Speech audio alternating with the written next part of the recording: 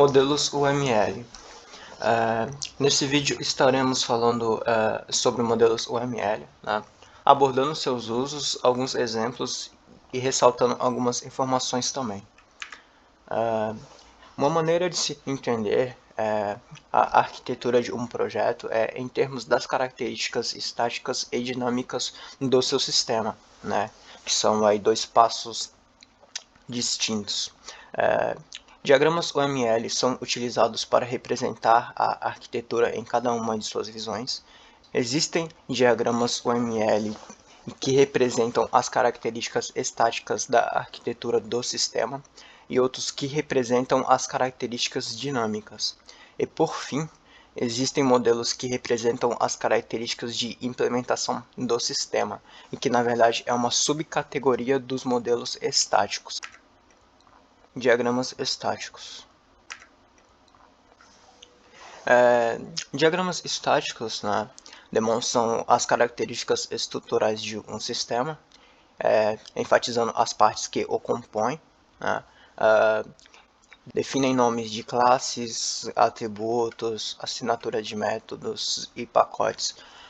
Os diagramas UML que representam modelos estáticos incluem três tipos: os diagramas de classe, os diagramas de objeto e os diagramas de caso de uso, como veremos a seguir. Um dos diagramas estáticos mais utilizados é o diagrama de classes. No paradigma de orientação a objetos, as classes têm papel fundamental, pois são elas as responsáveis pela maior parte da abstração dentro de um sistema. Esse diagrama serve para mapear a parte estrutural do projeto, ou seja, as classes de implementação. Com eles é possível modelar as classes, seus atributos, métodos e relacionamentos. Aqui temos um exemplo bem simples de uma classe definida seguindo os padrões da UML. Podemos ver os atributos da classe, assim como seus métodos públicos e privados. A utilização desse diagrama se dá basicamente em três momentos: o design de projeto, que é quando já se tem a ideia do que será construído, e então a utilização do diagrama facilita a implementação pelo programador. Engenharia reversa, que é quando o sistema já existe funcionalmente, porém deseja-se fazer alguma melhoria ou análise. A utilização do diagrama fornece uma visão mais ampla do sistema como um todo. E a projeção, que é quando ocorre a troca de ideias e a definição do sistema pelos analistas antes do desenvolvimento. Aqui neste exemplo um pouco mais complexo, onde ilustramos a situação abstraída da relação entre um ser humano e um animal de estimação, podemos notar alguns conceitos da orientação a objetos, como a herança e a agregação entre objetos. Modelos dinâmicos. Eles demonstram as características comportamentais de um sistema. Demonstra como o sistema se comporta, por exemplo, em resposta de algum evento externo. Modelos dinâmicos identificam os objetos necessários para construir o sistema e como eles se comunicam, através de seus métodos e mensagens. Modelos dinâmicos são utilizados para projetar a lógica e o comportamento de um sistema. Os diagramas UML que representam os modelos dinâmicos incluem diagramas de sequência, diagramas de comunicação, diagramas de estado, diagramas de atividade. Bom, eu vou dar um exemplo de um modelo dinâmico. Um dos modelos dinâmicos é o diagrama de atividades.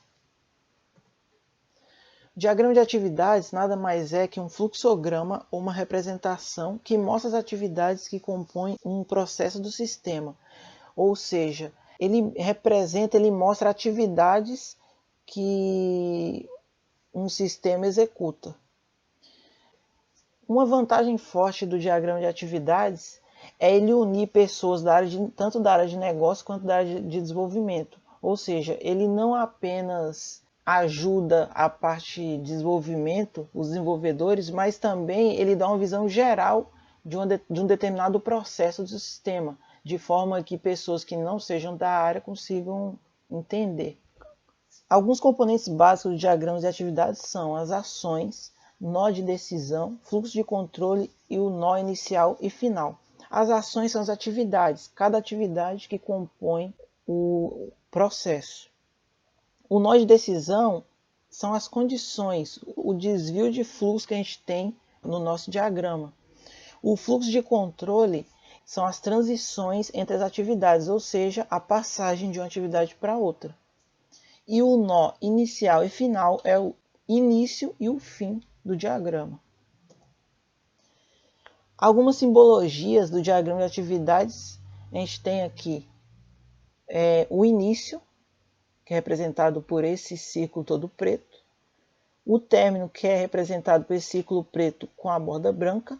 A gente tem também as atividades, que são representadas por um retângulo de bordas arredondadas, e temos o conector, que vai ligar, que vai fazer a transição de uma atividade para outra. Outros símbolos, o símbolo de decisão, que é a condicional, que pode ter ramificações, né? Ele vai ter no mínimo 2 caminhos que ele vai ramificar, e aí temos 2 semelhantes, que é a bifurcação e a união, que são os opostos, na verdade. A bifurcação, ela divide o fluxo de atividade em 2 atividades simultâneas. Já a união, ela combina 2 atividades simultâneas e transformam ela em uma só. E por último, a gente tem as notas. As notas são uma espécie de comentário que pode ser feito para ajudar no processo de interpretação do diagrama. Aí aqui temos o exemplo de um diagrama de atividades, como é que ele funciona. A gente tem aqui outra característica do diagrama de atividades, são as raias, que são como uma espécie de raia de natação mesmo, onde cada raia representa uma parte, um processo ou um ator daquele sistema. No caso aqui a gente tem a raia de cliente, venda e caixa. Então a gente tem aqui primeiro o símbolo que inicia o nosso diagrama de atividades. Temos aqui as atividades. Tem uma atividade de solicitar produtos, seguido da atividade de verificar a disponibilidade já na raia de venda. E aí a gente tem uma condicional aqui, que verifica se tem disponibilidade de venda. Se não tiver, ele já encerra o fluxo por aqui. Caso tenha, ele vai chamar outra atividade, que é emitir pedido. Após isso, ele vai incluir um item. Após incluir o item, ele vai vincular o produto. E aí vai ser verificado se irá ser incluído um novo produto. Se sim, ele vai ficar nesse ciclo aqui. Enquanto for incluso novos produtos, ele vai ficar nesse ciclo.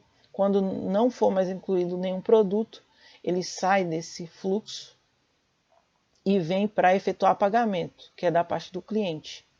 Após o cliente efetuar pagamento, ele vai lá para o caixa para efetuar de fato esse pagamento no caixa. E aí a gente tem agora aqui uma bifurcação seguida de uma união.